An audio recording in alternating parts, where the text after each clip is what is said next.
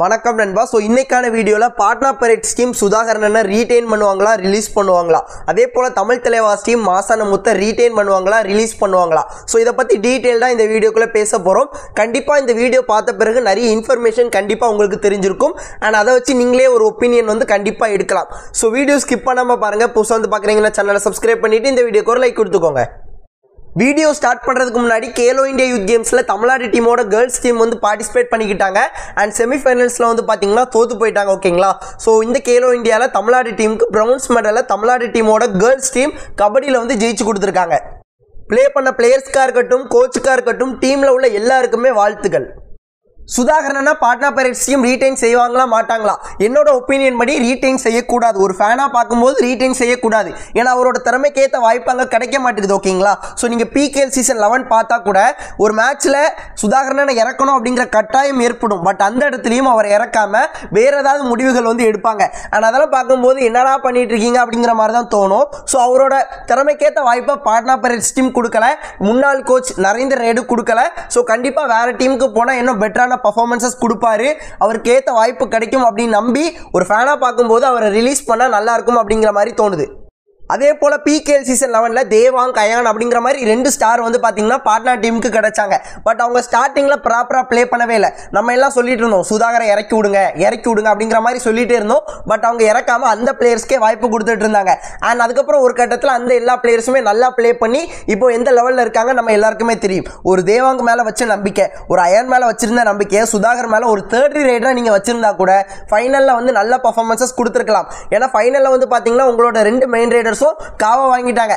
அந்த இடத்துல ஒரு தேர்ட் ரைடரா இருந்து நல்லாவே ப்ளே பண்ணி கொடுத்துருக்கலாம். ஸோ நீங்க வாய்ப்பு சுதாகருக்கு கொடுக்காததுனால தான் ஃபைனல்லையும் அவரால் பெருசா டெலிவர் பண்ண முடியல. இவ்வளோத்தையும் ஒரு கபடி ஃபேனாக பார்த்தோம். ஆனால் அதெல்லாம் தாண்டி பார்த்தோம் அப்படின்னா இப்போ பாட்னா பைரேட்ஸ் டீமோட ஹெட் கோச் வந்து பார்த்தீங்கன்னா அனூப் குமார். ஸோ அனூப் குமாரை பொறுத்தல வந்து பார்த்தீங்கன்னா நீ மகாராஷ்டிராவாக இருந்துட்டு போ, தமிழ்நாடாக இருந்துட்டு போ, ஹரியானாவாக இருந்துட்டு போ, அந்த மாதிரி எந்த ஒரு பிரச்சனையும் இல்லை. உன்னோட டேலண்ட் என் டீமுக்கு தேவைப்படுது அப்படின்னா கண்டிப்பாக எடுத்துப்பாரு. அதாவது ஒரு புனேரி பல்டன் டீமுக்கு ஹெட் கோச்சாக இருக்கும்போதே நம்ம பார்த்துருப்போம். அஸ்லாமி நாம்தாரா இருக்கட்டும், மோஹித் கோயாத்தா இருக்கட்டும், அபினேஷ் நடராஜனா இருக்கட்டும். ஸோ இந்த மாதிரி நிறைய பிளேயர்ஸ் வந்து கொண்டு வந்திருக்காரு. ஸோ கண்டிப்பாக சுதாகரனோட டேலண்ட்டும் கண்டிப்பாக தெரிஞ்சிருக்கும். ஆனால் அது மட்டும் இல்லாமல் இப்போ ஃபெடரேஷன் கப்ல வந்து பாத்தீங்கன்னா சுதாகரனை நல்லாவே கவனிச்சிட்டு இருந்தாரு. ஸோ அவர் வந்து கோச்சா இருக்கிறதுனால எனக்கு என்னமோ தோணுது கண்டிப்பா பாட்னா பைரேட்ஸ் டீம் இந்த வாட்டி சுதாகரனை ரீடைன் பண்ணுவாங்க அப்படிங்கிற மாதிரி தோணுது. கோச் அனூப் குமாரா இருக்கிறதுனால மட்டும் எனக்கு அந்த மாதிரி தோணுது. ஸோ உங்களோட ஒப்பீனியனை மறக்காம கமெண்ட்ல சொல்லுங்க. தமிழ் தலைவாஸ் மாசான முத்தை ரீடைன் செய்வாங்களா மாட்டாங்களா? ஸோ அதுக்கு வந்து பார்த்தீங்கன்னா ஒரு தமிழ் தலைவாஸ் ஃபேனாக பார்க்கும்போது கண்டிப்பாக ரீடைன் செய்யணும். பட் அதுக்கு வாய்ப்புகள் கம்மியாக இருக்கும் அப்படிங்கிற மாதிரி தோணுது. காரணம் கோச் வந்து பார்த்தீங்கன்னா சஞ்சீவ் பலியான். ஸோ சஞ்சீவ் பலியான் வந்து பார்த்தீங்கன்னா பெருசாக தமிழ் பிளேயர்ஸ்க்கு வாய்ப்புகள் கொடுக்க மாட்டார். நிறைய தமிழ் பிளேயர்ஸ் அவரோட டீம்லலாம் எடுத்துக்க மாட்டார். அங்கங்கன்னு ஒரு சில பிளேயர்ஸ் வந்து எடுத்திருப்பாரு. ஸோ பிகேஎல் சீசன் 9 கூட அஜித் குமார் அண்ணன் ரொம்ப நம்பிக்கையாக எடுத்திருப்பாங்க. ஸோ ஸ்டார்டிங்கில் வந்து பார்த்தீங்கன்னா தொடர்ச்சியாக வாய்ப்புகள் கொடுத்துருப்பாங்க. பட் அவரால் ப்ராப்பராக டெலிவர் பண்ணியிருக்க முடியாது. ஓகேங்களா. ஸோ ஒரு பெரிய கேப் அப்புறம் தான் பிளே ஆஃப்லேயே அவருக்கு வாய்ப்புகள் வந்து கிடைச்சிச்சு. அங்கே நல்லா ப்ளே பண்ணி ஃபைனல்ஸ்லையும் ப்ளே பண்ணி அந்த டைட்டிலையும் ஜெயிச்சாங்க. அண்ட் அதன் பிறகு அடுத்த வருஷமும் அஜித் குமார் அண்ணனை ரீடைன் பண்ணி வச்சிருந்தாங்க.